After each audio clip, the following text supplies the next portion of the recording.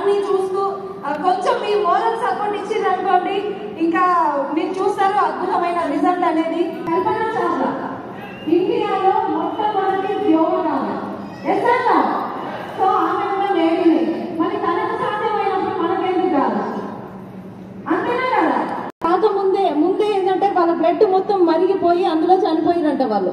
తర్వాత వాళ్ళు చనిపోయిన తర్వాత అది భూమికి వచ్చేసి బ్లాస్ట్ అయిపోయింది. అలాంటి టైంలో అట్లాంటి ఒకసారి వెళ్ళినాము అంటే రిటర్న్ వస్తామో లేదో తెలియదు. కానీ అలాంటి నిర్ణయం కూడా తీసుకున్నారు ఆ మేడం అంటే ఎంత స్ట్రాంగ్ డ్రీమర్ అయి ఉండాలి. ఎస్ఆనో దేవుడు నిజంగా మనకు చాలా అదృష్టవంతులం అండి లేడీస్ అయితే. ఎందుకంటే అందం ఇచ్చిండు, అందంగా ఉంటాం లేడీస్ ఖచ్చితంగా. సో నెక్స్ట్ విజన్ తో ఆలోచిస్తాం. నెక్స్ట్ ఇంత మేడం లాగా కల్పనా చావ్లా లాగా అంత స్ట్రాంగ్ డెసిషన్స్ తీసుకోగలుగుతాం. అంత గుండె ధైర్యం ప్రతి ఒక్కరికి ఉంటది, 100% ఉంటది. సో నేను వెస్టీజ్ కి ముందు ఏంటంటే నాకేమీ తెలియదు, నేను ఇలా మాట్లాడేదాన్ని కాదు వెస్టీజ్ కి ముందు. కానీ ఈ బిజినెస్ లోకి వచ్చినాక మన భార్య సార్ సెషన్స్ విన్నాక ఇవన్నీ తీసుకున్నాక నేను నిజంగా మిగతా లేడీస్ చేయగలిగినప్పుడు నేను ఎందుకు చేయలేను? 100% నేను కూడా చేయగలను. సో నేను ఈ బిజినెస్ నుంచి ఫస్ట్ గోవా ట్రిప్కి వెళ్ళినప్పుడు మన ఇక్కడ నుంచి హైదరాబాద్ నుంచి వెళ్ళిన బ్యాచ్ లో మా అప్లైన్స్ ఎవరు లేరు అనమాట. నేనే లేడీ, అంటే మా సార్ కూడా రాలేదప్పుడు, సింగిల్ లేడీగా వెళ్ళినాను. చాలా భయం అవుతుంది. నేను దాస్ సార్ని అడిగిన, ఎందుకు సార్ నన్ను ఒక్కదాన్ని పంపిస్తున్నారు, మీ అందరితో పాటు మీ బ్యాచ్ లో నేను కూడా వస్తుండే కదా అంటే సార్ ఒక మాట అన్నారు, పుట్టుకతో ఎవరు ధైర్యవంతులు కారు మేడం, మీరు ఒకసారి వెళ్ళేసి ఏదైనా సరే ఒకసారి చేసినాము అంటే అక్కడ నుంచి మనకు ఏదైనా నాలెడ్జ్ 100% తీసుకుంటామో ఆ ధైర్యం ఆటోమేటిక్ గా వస్తుంది. మనం చేసే పనిలోనే ఆ ధైర్యాన్ని మనం తీసుకోగలుగుతామని చెప్పారు. అవునా సార్ ఓకే అని చెప్పేసి భయంగా వెళ్ళినా. కానీ నెక్స్ట్ వచ్చిన తర్వాత మళ్ళీ థాయిలాండ్ సేమ్ నా బ్యాచ్ లో ఎవ్వరు లేరు, మన ఆర్గనైజేషన్ నుంచి మన అప్లైన్స్ కూడా ఎవరు లేరు.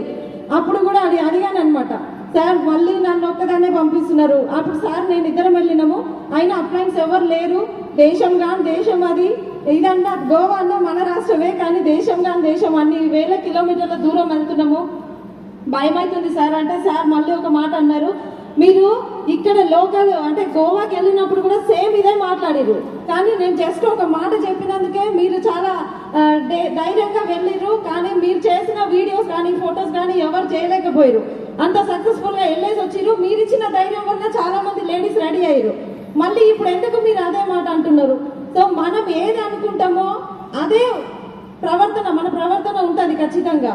సో ఇక్కడ కూడా థాయిలాండ్ కూడా సేమ్ వెళ్ళేసి వచ్చినాము, చాలా ఫెంటాస్టిక్ గా జరిగింది. అంటే ప్రతి ఒక్కరు కూడా ధైర్యవంతులే. ఇక్కడ ఈ బిజినెస్ లో లేడీస్ ని జాయిన్ చేయడం ఎలా అంటే వాళ్ళకు చెప్పాలి ఖచ్చితంగా మీరు చేయగలరు. ఇప్పుడు ప్రతి ఒక్కరిలో ఒక హాట్ బటన్ అనేది మనం క్యాచ్ చేయగలగాలి. సో వాళ్ళకి ఏం కావాలి, రకరకాల లేడీస్ ఉంటారు. కొంతమందికి బ్యూటీ నాలాగా బ్యూటీ పిచ్చి ఉంటది అనమాట, కాస్మెటిక్స్ యూజ్ చేయాలని చెప్పి. కొంతమందికి డబ్బులు సంపాదించాలి, హస్బెండ్ ని డబ్బులు అడగొద్దు అని కొంతమందికి ఉంటుంది. సో ప్రతిదీ కూడా నా కాళ్ళ మీద నేను నిలబడాలని చెప్పి ఏ లేడీ కూడా ఇంట్లో కూర్చొని హస్బెండ్ ని ప్రతి రూపాయి కూడా ఆయన అడగాలని ఎవరు కూడా ఆలోచించరు. మిషన్ గుట్టైనా సరే తన ఖర్చులు తను పెట్టుకుంటారా లేదా? సో అలా ఆలోచిస్తారు. కానీ మనం వెళ్ళినప్పుడు ఏంటంటే ఆ పర్సన్ కి, ఆ లేడీకి మీకు ఏం కావాలి, మీరు వాళ్ళతో ఒక 10 minutes మనం మాట్లాడితే వాళ్ళ లైఫ్ లో ఏం మిస్ అవుతారో మనకు అర్థమైపోతుంది. కొంతమందికి బంగారం పిచ్చి ఉంటది, నాకు బంగారం కావాలి, బంగారం అంటే చాలా ఇష్టం అని.